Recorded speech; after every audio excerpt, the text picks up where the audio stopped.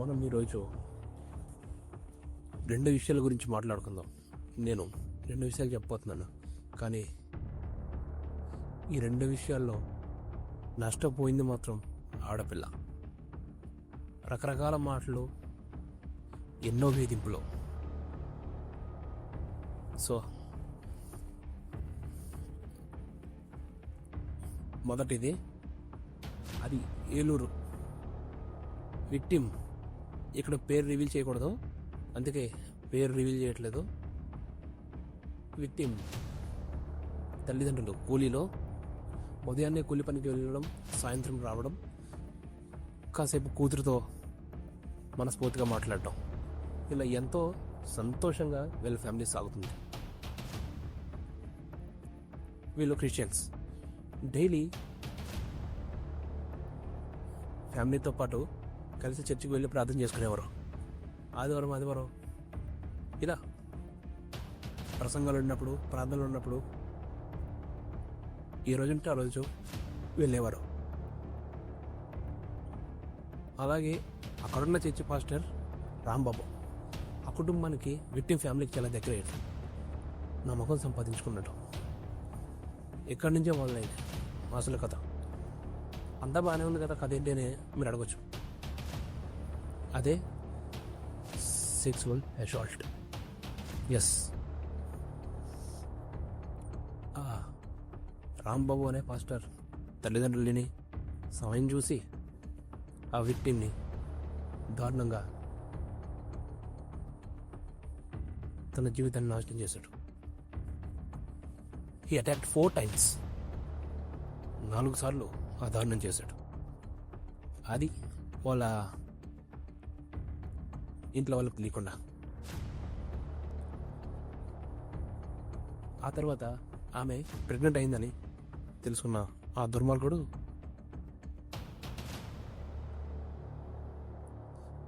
Abortion, high dose abortion tablets, contraceptives, ఈ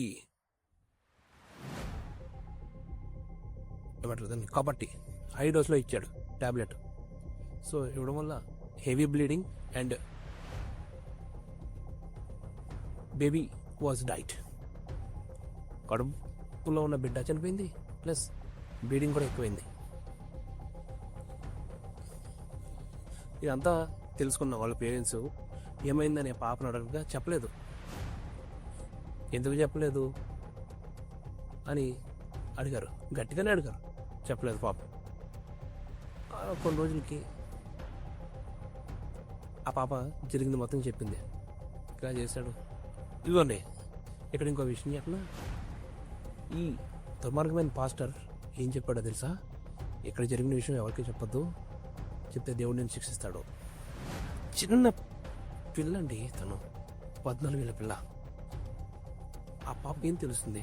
నిజంగా దేవుడు ఉన్నాడేమో, తనకు దేవుడు అంటే చాలా ఇష్టం అంట, నిజంగా దేవుడు అలా చేస్తాడేమో అని చెప్పి ఆ దుర్మార్గుడు చేసిన పనికి ఎంత నలిగిపోయి ఉంటుందండి. పాపం కదా. ఇప్పుడు ఆ అమ్మాయికి జరిగిన నష్టాన్ని ఎవరు పూడుస్తారు? సో ఫైనల్లీ 2-3 నెలలు తప్పించుకుని తిరిగినా ఆ దుర్మార్గుని పోలీసులు పట్టుకున్నారు. ఇందులో ఇంకో గమ్మత్తైన విషయం ఏంటో చెప్పనా? ఆ దుర్మార్గుడికి ఎన్ని సంవత్సరాలు తెలుసా మీకు? 35.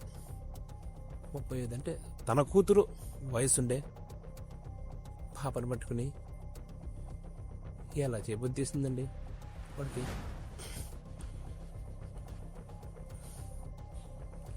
ఎన్నో విషయాల్లో లేచిన ఎందరో గొంతులు ఈ విషయం జరిగి ఇన్ని రోజులు అవుతున్నా సరే ఏ గొంతు లేవలేదు.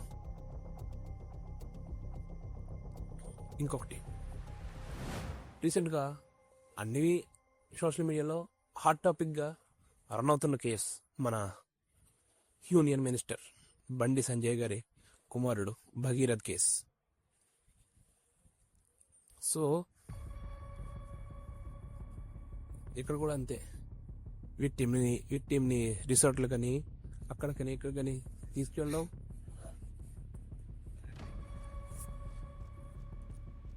కోరిక తీర్చుకొని ఇంకా ఆమెని ఫిజికల్గా టార్చర్ చేయడం.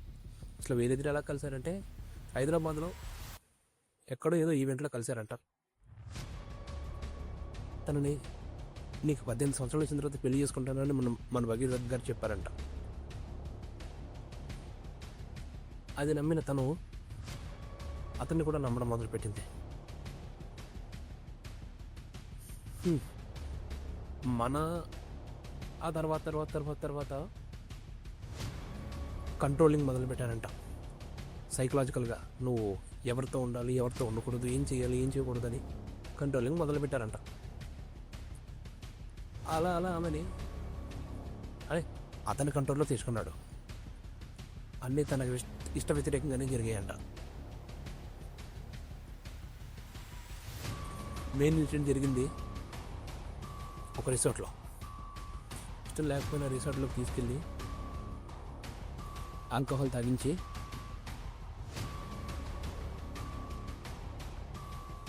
చేశారు అని చెప్తున్నారు.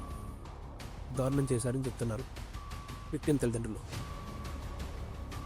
కంప్లైంట్లో కూడా అదే రాస్తుంది.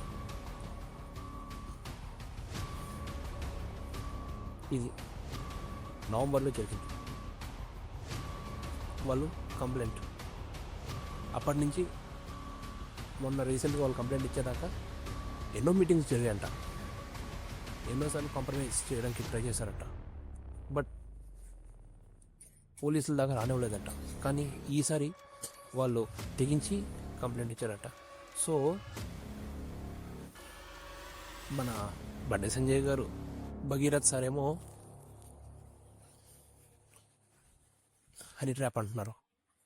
అసలు చిన్నపిల్లలు అండర్ 18ని భగీరథ్ సార్ అన్నట్టు అండర్ 18 పిల్లల్ని ఆ హనీ ట్రాప్ చేసినా సరే వాళ్ళ పేరెంట్స్కి, కుటుంబానికి శిక్ష పడుతుంది. కానీ మెయిన్ ఇక్కడ శిక్ష పడేది ఎవరికి?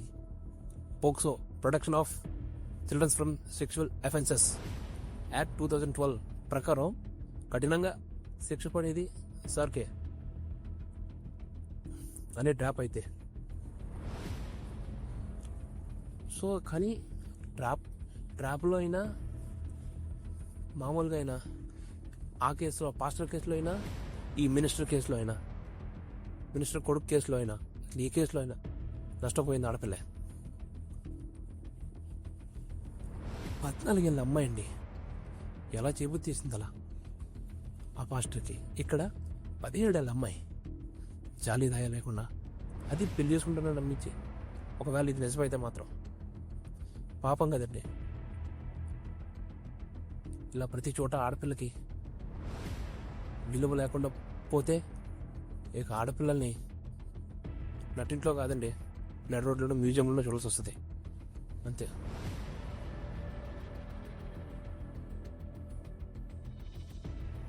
మ్యూజియం లేక ఆడపిల్లని చూడడానికి దిక్కు. రాను ప్రతి ఒక్కరిలో తయారవుతారేటండి బాబు. దైవాన్ని నమ్మే భక్తుల్ని దైవం కోసం చెప్పే ప్రవక్త,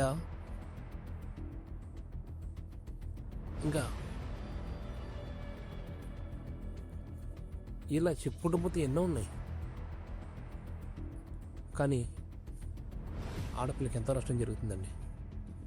ఎన్నో అఘాయిత్యాలు. పాపం మనకు తెలిసినవే ఏంటంటే తెలియకుండా ఎన్నున్నాయో దేశంలో.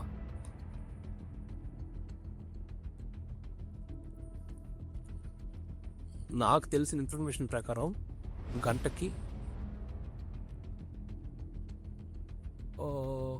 ఎటు చూసుకున్నా ఒక రోజుకి బయటకు వచ్చే రేప్ కేసులు 150, 200 బయటకు వస్తున్నాయి.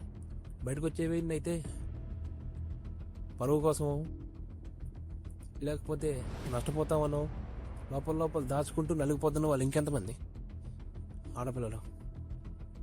అయినా అసలు మనకి ఆడపిల్లలకి ఎక్కడైనా పొంతన ఉండండి. ఆరక్షణం కడుపు నొప్పి వస్తే వెలువెల్లాడిపోయే మనం ఎక్కడ చావుకు తెగించి మరీ తన బిడ్డని భూమి మీదకి తెచ్చి ఆ నవ్వులో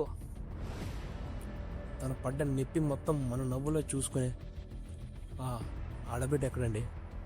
బోత్ ఆర్ నాట్ సేమ్.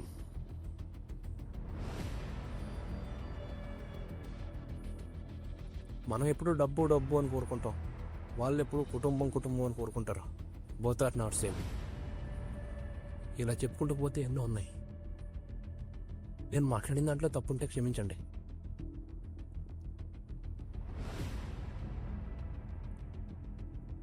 నచ్చితే పాటించండి.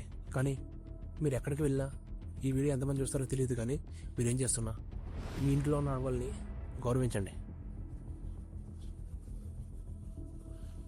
ఎవరు మీ సాయి తేజ్ అంట ఆడపిల్లలు పట్టుకుని హనీ ట్రాప్ చేశారని అడుగుతున్నారు పేరెంట్స్ని పట్టుకుని.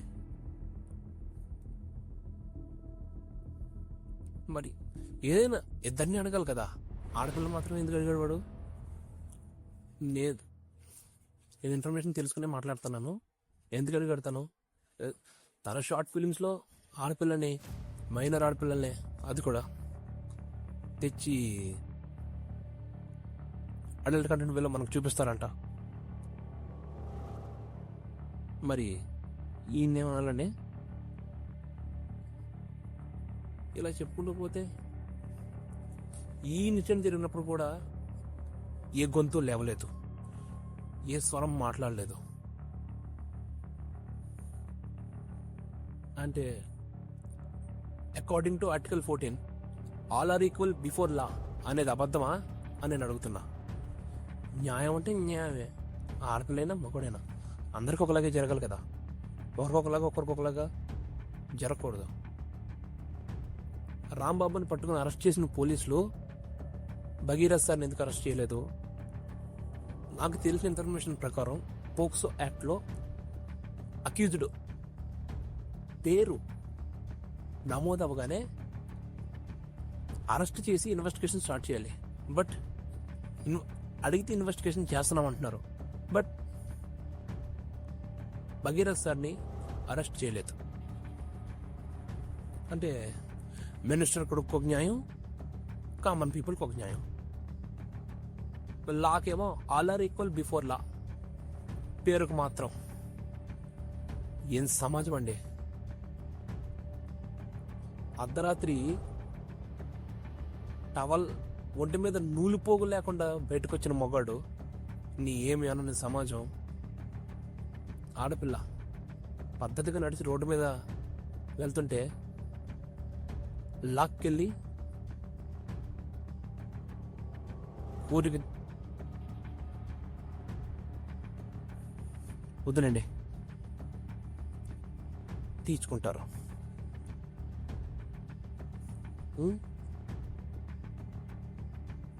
అర్ధరాత్రి ధైర్యంగా టవల మీద రోడ్డు మీద తిరిగిన మగాన్ని ఏమి అన్ని జనం ఆడపిల్ల కనబడితే ఒప్పో ఏముందిరా అని వచ్చేస్తాయి కాంప్లిమెంట్లు. తన దగ్గరికి వెళ్ళి పిచ్చి పిచ్చిగా వాగుతారు. మన గాంధీ గారు చెప్పినట్టు బ్రిటిష్ వాళ్ళు పోతే స్వతంత్రం రావడం అనేది అబద్ధం అండి. ఇప్పుడు వచ్చిన స్వతంత్రం ఎంతో నాకు తెలియదు, కానీ నిజమైన స్వతంత్రం ఆడపిల్ల ప్రశాంతంగా అర్ధరాత్రి బయటకు వెళ్ళి ఇంటికి క్షేమంగా నవ్వుతూ వచ్చిన రోజే ఈ ప్రపంచానికి, ఈ దేశానికి నిజమైన స్వతంత్రం వచ్చిన రోజు. ఇక్కడ సమస్య మినిస్టర్ కొడుకో లేదంటే ఆ పాస్టర్ కాదండి. వాళ్ళకి ఆడికి దేవుడు ఉన్నాడనే మతం, వీళ్ళకి ధనం ఉందనే మతం, అంతే తేడా. చూద్దాం ముందు మరి ఈ కేస్ ఎన్ని మలుపులు తిరగబోతుందో. So thank you. మీ అభిప్రాయాన్ని కూడా కామెంట్ చేయండి. కానీ ఆడపిల్ల మాత్రం జాగ్రత్తగా ఉండాలి.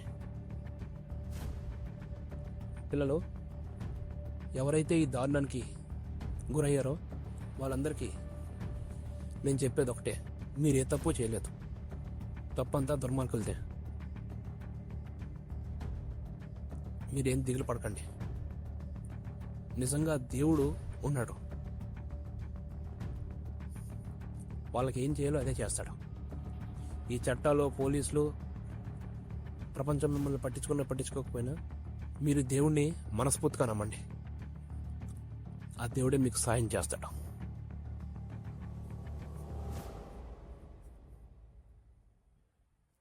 ధర్మో రక్షతి రక్షిత, స్త్రీయో రక్షతి రక్షిత.